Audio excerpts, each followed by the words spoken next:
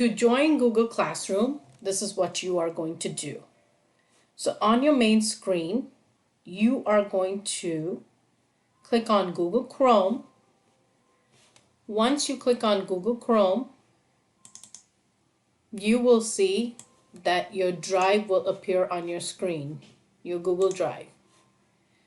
Once you see your Google Drive screen, you are going to click on the Google Apps buttons. Next, click on Gmail. You will receive a code for your Google Classroom. Next, you will go back to your Google Drive. Click on the codes again. On the Google App buttons, you will click on Classroom. You will see a plus sign on the right hand corner.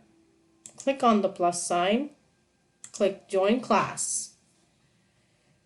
Go to your email. Drag your mouse over the code. Right click. Copy. And you will put that code, paste that code in the box. And that's how you will join the class. Once you join the class, you will see this screen. This will tell you that you have successfully added your environmental science class.